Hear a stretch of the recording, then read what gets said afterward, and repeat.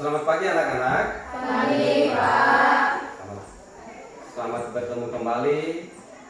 Pada hari ini kita melanjutkan lagi pembelajaran kita. Dan sebelum kita memulai pembelajaran kita, apakah anak-anak dalam kondisi sehat? Sehat. Ya, tidak ada yang sakit? Tidak. Lalu pada hari ini, kemarin kita 12 siswa, sekarang 2 orang tidak hadir. Apakah ada berita tentang ketidakhadiran mereka? Tidak ada, berarti alfa ya. Nah, mereka masih di hutan. Oke. Sebelum kita memulai pembelajaran kita, Bapak ingin mengajak kita semua, kita mohon pertolongan bimbingan dari Tuhan. Kita buka pertemuan ini dengan doa. Bapak minta salah seorang teman kita nanti akan membawakan doa. Siapa yang bisa membawa doa? Saya, Pak. Ya, silakan. Ya. Teman, sebelum kita memulai aktivitas pembelajaran kita, marilah kita berdoa. Dalam nama Bapa, dan Putra dan Roh Kudus. Amin. Allah Bapa yang Maha Kasih, kami bersyukur karena Engkau telah menciptakan kami secitra dengan-Mu. Semoga dengan keluhuran martabat yang kami miliki, mendorong kami untuk memelihara dan menjaganya, sehingga dalam hidup sehari-hari kami dapat menghargai orang lain sebagai pribadi. Demi keluhuran nama-Mu, kini dan sepanjang segala masa. Amin. Bapa,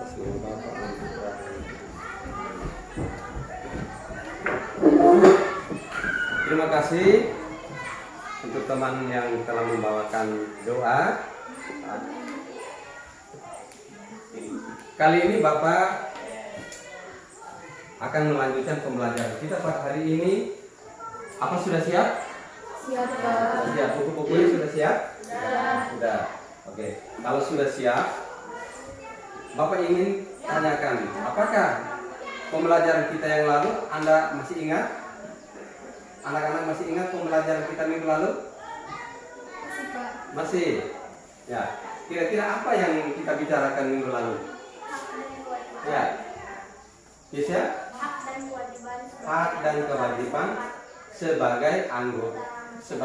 Hak dan kewajiban orang beriman Di masyarakat. dalam masyarakat.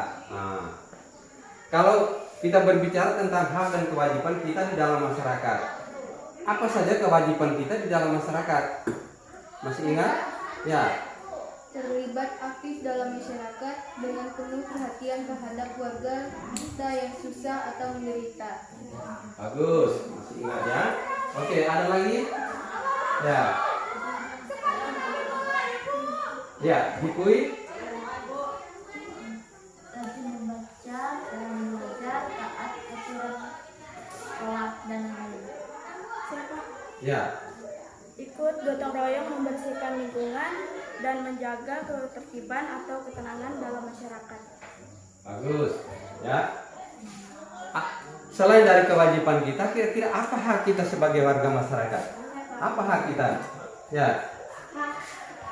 Hak untuk hidup, berserikat atau berorganisasi, berbicara atau menimbang pendapat, memperoleh pendidikan dan lain-lain. Masih ada teman-teman yang masih ingat pembelajaran kita minggu lalu? Bagaimana hak dan kewajiban kita sebagai orang beriman? Hak dan kewajiban kita sebagai orang beriman bagaimana? Masih ingat? Baik. Jadi pada prinsipnya bahwa pengalaman nyata yang kita hadapi di dalam masyarakat, ya, sebagai warga masyarakat kita juga mengambil bagian dalam kegiatan itu, berarti kewajiban kita. Apa yang kita lakukan itu adalah kewajiban. Apa yang kita harapkan itu adalah yang disebut dengan hak. Hak tadi kita di masyarakat, kita sebagai pendidikan peserta sekarang, kita memiliki hak untuk mendapat ilmu. Sebagai pelajar kita juga mempunyai hak untuk ya bisa hidup bahagia ke depan kalau kita belajar dengan baik. Nah, itu adalah hak dan kewajiban kita. Maka hari ini Bapak akan mengantar kita bahwa dari hak dan kewajiban itu, ya, hak dan kewajiban sebagai masyarakat. Untuk apa kita bicarakan hak dan kewajiban masyarakat? Supaya harkat dan martabat kita ini juga perlu mendapat penghargaan, bahwa kita ini juga adalah manusia, makhluk yang paling mulia. Maka pada hari ini kita akan berbicara tentang hak berkaitan dengan harkat dan martabat manusia. Oke. Anak-anak sekalian, jadi hari ini kita akan berbicara tentang keluhuran martabat manusia. Adapun tujuan-tujuan yang akan kita capai dalam pertemuan kita pada hari ini, yang pertama yaitu menyebutkan beberapa gagasan di dalam masyarakat yang keliru tentang keluhuran martabat manusia.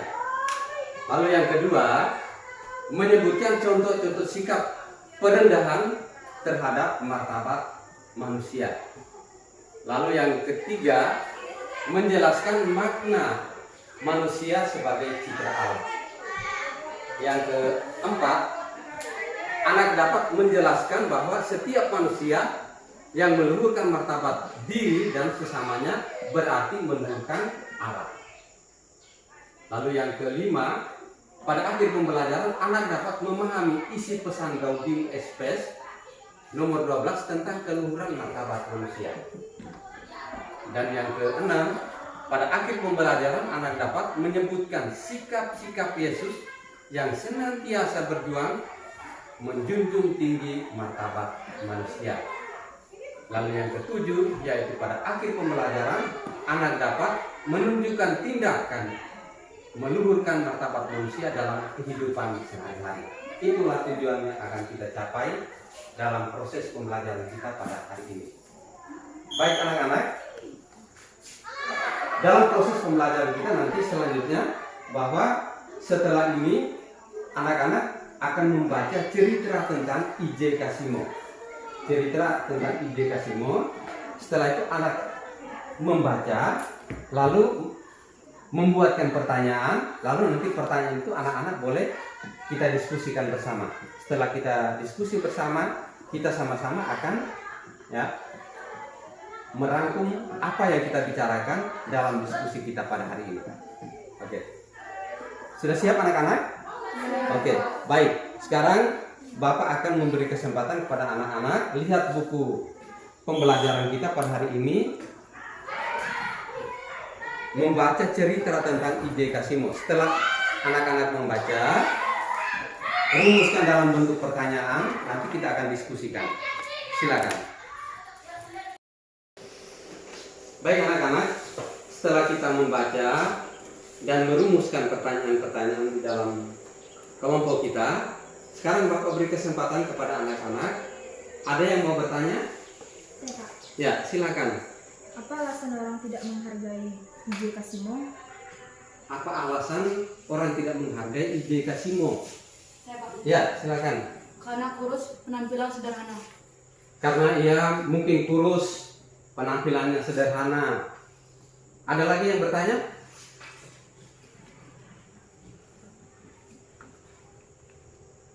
Bagaimana sikap kita terhadap orang lain seperti Kasimo? Bagaimana sikap kita seperti yang diperlakukan oleh orang yang pada zaman Kasimo? Ya, ya. Sikap hormat, prihatin, bela rasa, menolong, membantu. Ya, bagus. Ada lagi yang bertanya? Kita, Ya, silakan. apa perjuangan I.J. Kasimo? Apa perjuangan I.J. Kasimo? Silakan. I.J. Kasimo peduli, hibah atau kasihan terhadap sesama manusia, karena manusia adalah gambaran Allah sendiri. Bagus. Jadi I.J. Kasimo itu berjuang karena dia menghargai bahwa manusia ini adalah citra atau gambaran dari Allah. Ya, ia sangat peduli, ia sangat loyal terhadap sesama kita. Ya. Ada lagi? Ya, silakan. Apakah sikap yang terjadi pada Kasimo ada di dalam masyarakat? apakah sikap perjuangan, apakah sikap yang dilakukan oleh orang-orang pada zaman Kasimu itu ada di daerah sekitar kita ini, di masyarakat kita? Ada di masyarakat kita, yaitu orang hanya menghargai martabat dilihat dari kekayaan, kedudukan, penampilan. Bagus. Jadi ternyata di masyarakat kita juga ada yang memperlakukan seperti yang mereka perlakukan Kasimu pada saat itu. Baik anak-anak, setelah kita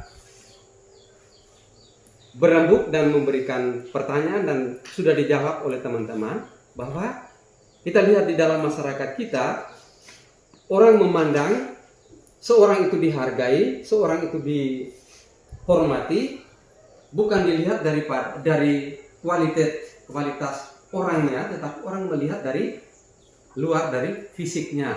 Fisiknya gagah, orang itu gagah, ganteng, maka dari penampilannya orang menghargai. Nah, pandangan yang keliru dari kalangan masyarakat kita tentang harkat dan martabat, bahwa dilihat dari segi kekayaan. Kalau orang itu memiliki harta yang banyak, memiliki modal yang besar, dialah yang dihargai, dialah yang dihormati. Selain daripada itu juga, orang itu bisa dihargai, dihormati karena kedudukan. Oh, dia itu bupati, oh dia itu camat, atau dia itu pastor. Baru orang itu menghargai. Tapi di kalangan masyarakat yang jelata, yang dianggap tersingkir, orang tidak terlalu menghargai. Maka anak-anak, pada pertemuan kita ini, bahwa kita mau diajak bahwa manusia yang diperjuangkan oleh IJ Kasimu itu, bahwa manusia ini adalah makhluk ciptaan Tuhan. Maka patutlah kita menghargai, entah dia itu miskin, entah dia itu kaya, entah dia itu pejabat, entah dia itu petani, semua adalah sama di mata Tuhan. Maka apa yang kita lakukan terhadap sesama, berarti kita sudah melakukan yang terbaik untuk Tuhan. Jadi kita saling menghargai, saling menghormati. Baik anak-anak sekalian, di dalam kitab suci juga Yesus menghargai, Yesus menghormati harkat dan martabat manusia, karena dia beranggapan bahwa manusia ini adalah ciptaan Bapaknya. Maka patutlah kita hargai dan kita hormati. Baik anak-anak sekalian, mari kita membaca di dalam kitab suci, ya. Coba kita membuka kitab suci, dan Bapak beri kesempatan kita membaca kitab suci yang berkaitan dengan harkat dan martabat yang diperjuangkan oleh Yesus. Kita lihat dalam Injil Lukas bab 19 ayat 1 sampai 10. Kemudian kita buka juga dalam Injil Markus bab 10 ayat 46 sampai 52. Yaitu yang pertama tadi tentang Sakeus, lalu yang kedua yaitu seorang pengemis yang buta, ya, sudah jadi pengemis, buta lagi, ya. Nah, silakan anak-anak membaca. Setelah anak-anak membaca, nanti Bapak akan berikan pertanyaan penuntun, kita diskusi. Ya, silakan lihat di dalam kitab suci dulu, buka kitab suci. Sudah ya? Nah, sekarang Bapak akan berikan pertanyaan. Silakan menulis pertanyaan. Ya.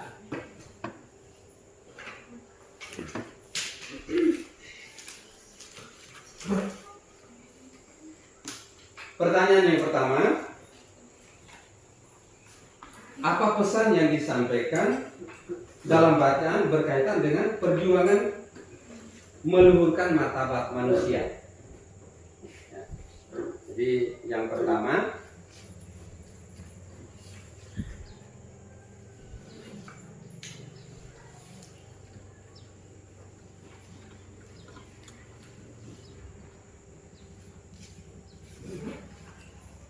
yang kedua, berilah beberapa contoh tindakan dan perbuatan Yesus dalam upaya menjunjung tinggi keluhuran martabat manusia. Yang ketiga, carilah contoh perilaku yang sering kamu lakukan dalam kehidupan sehari-hari sebagai bentuk perendahan martabat manusia. Yang keempat, tulislah rencana tindakan yang Anda lakukan sebagai upaya dalam menjunjung tinggi martabat manusia. Jadi itu 4 pertanyaan, anak-anak bisa diskusikan dalam kelompok. Setelah kita diskusi, kita presentasi hasil diskusi di kelompok masing-masing.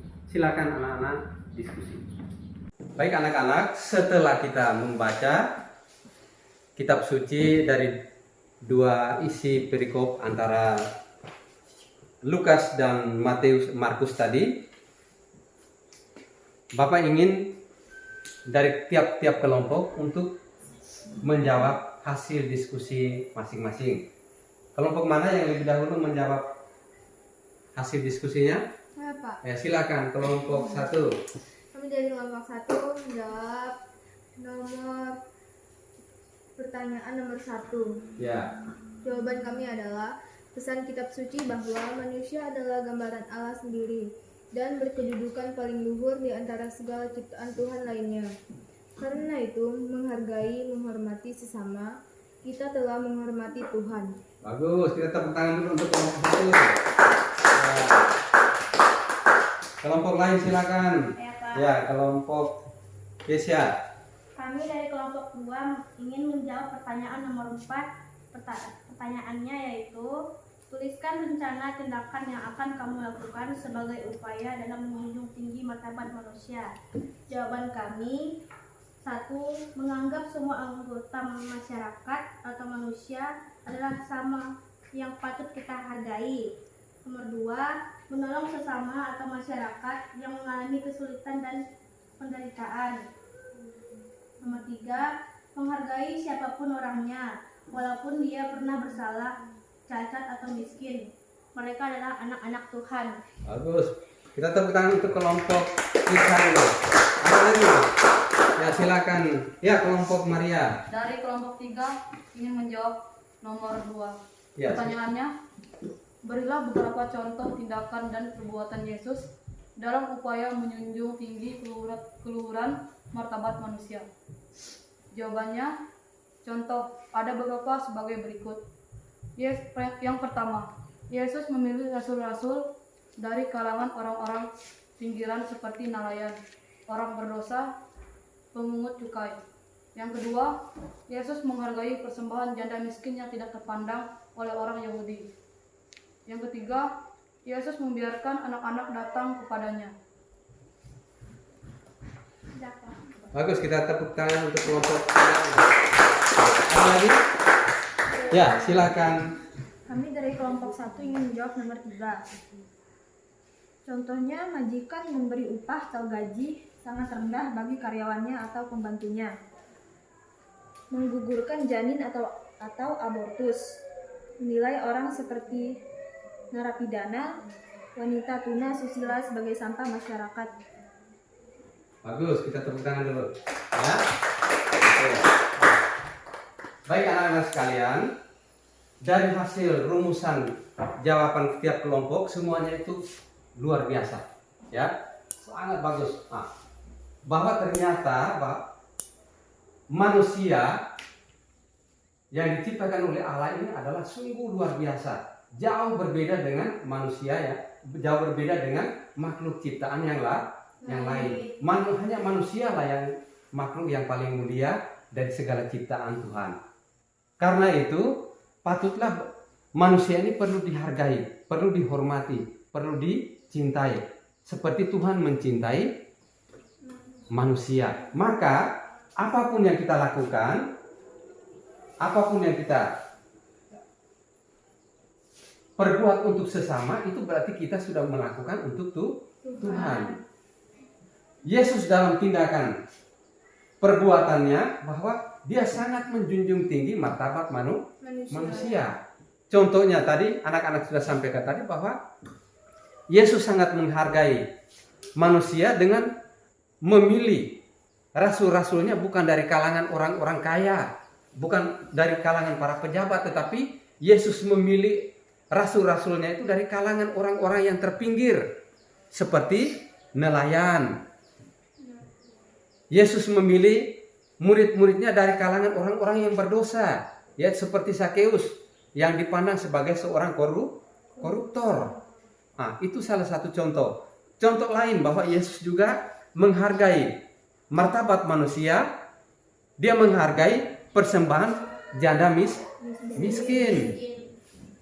Pandangan orang Yahudi bahwa seorang yang sudah, ya, suaminya sudah meninggal atau sudah tiada, seorang janda itu tidak dihargai lagi di dalam kalangan masyarakat. Tetapi Yesus menghargai janda, apalagi janda miskin.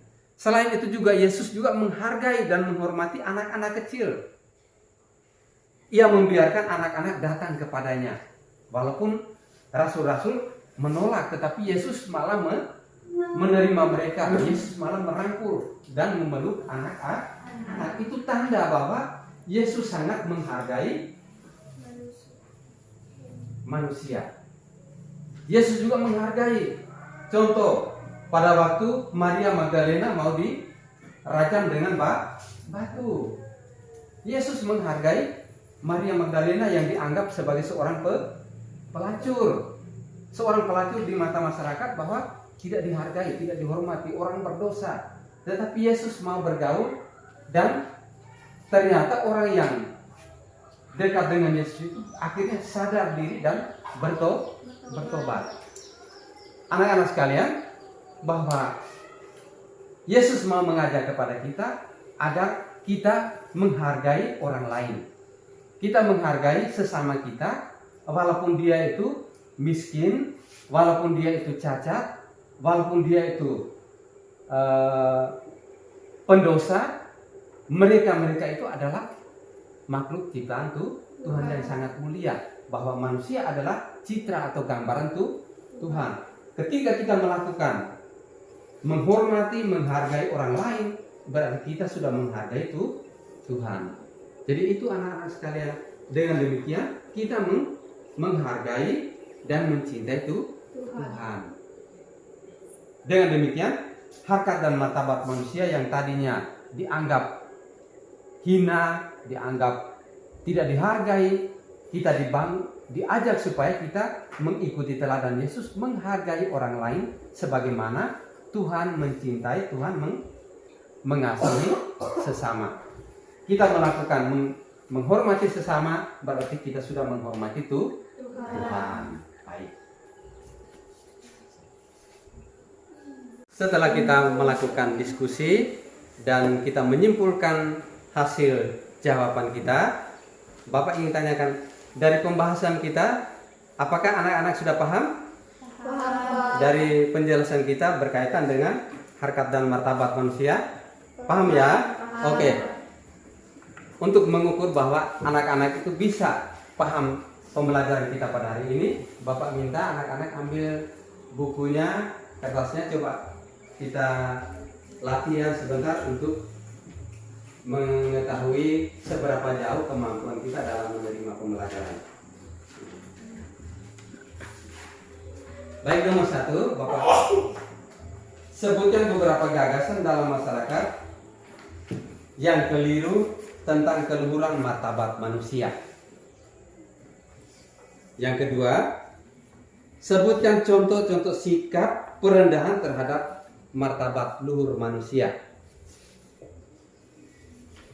Yang ketiga, sebutkan sikap Yesus yang senantiasa berjuang menjunjung tinggi martabat luhur manusia.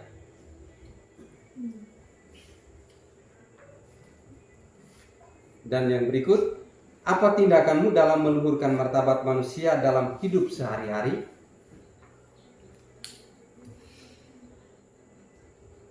Ya. Silakan anak-anak mengerjakan. Setelah mengerjakan selesai, anak-anak boleh kumpulkan pada Bapak. Silakan kerjakan. Setelah kita mengerjakan soal. Sekarang Bapak minta siapa yang sudah selesai silakan kumpulkan. Saya Pak. Ya, silakan. Yuk. Terima kasih Kesia. Ya Pak. Terima kasih. Terima kasih. Loh. Terima kasih. Ya. Baik. Terima kasih anak-anak sudah mengumpulkan hasil pekerjaan. Ya. Setelah mengumpulkan hasil pekerjaan, anak-anak Bapak minta kita duduk dengan sopan, minta duduk dengan tenang, ya. Coba kita merefleksikan, melihat kembali anak-anak yang terkasih, hidup kita sempurna, bukan hanya hidup masa kini saja, melainkan hidup pada masa yang akan datang. Tuhan telah menciptakan semuanya yang terbaik bagi manusia. Apakah kita sebagai manusia sudah menghargai seperti Tuhan menciptakan segala yang diciptakan untuk kita, terutama manusia?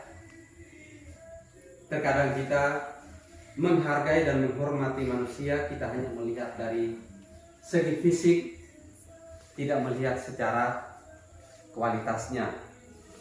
Terkadang kita lakukan terhadap sesama kita, terutama teman-teman kita tidak menghargai dan menghormati mereka.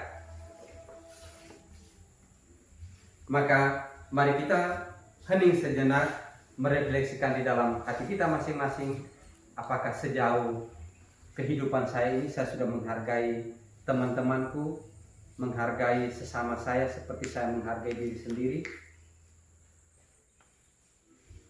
Mari kita hening sejenak.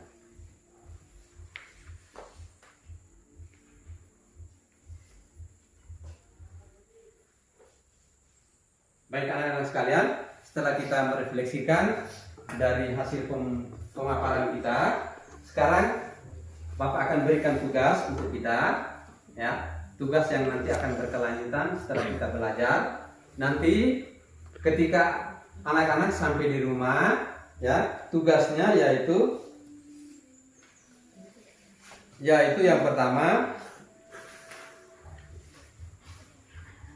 mencari toko-toko, ya, toko-toko pejuang yang hampir sama dengan ide Kasimo, ya, toko-toko pejuang di masyarakat, baik di dalam negeri, baik di masyarakat kita maupun di luar negeri, yang sangat berjuang terhadap harkat dan martabat manusia.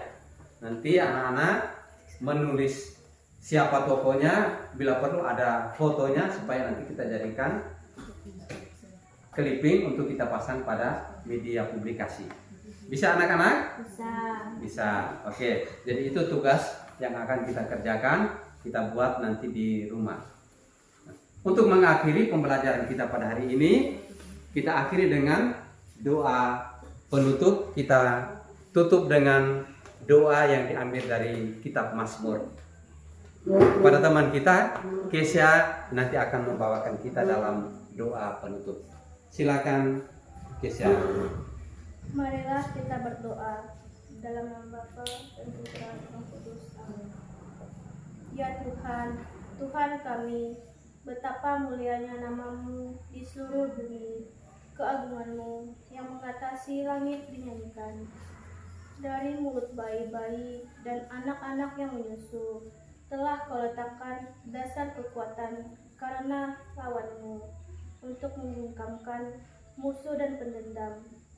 Jika aku melihat langit-Mu, buatan jari-Mu, bulan dan bintang-bintang yang Kau tempatkan, apakah manusia sehingga Engkau mengingatnya? Apakah anak manusia sehingga Engkau mengindahkannya?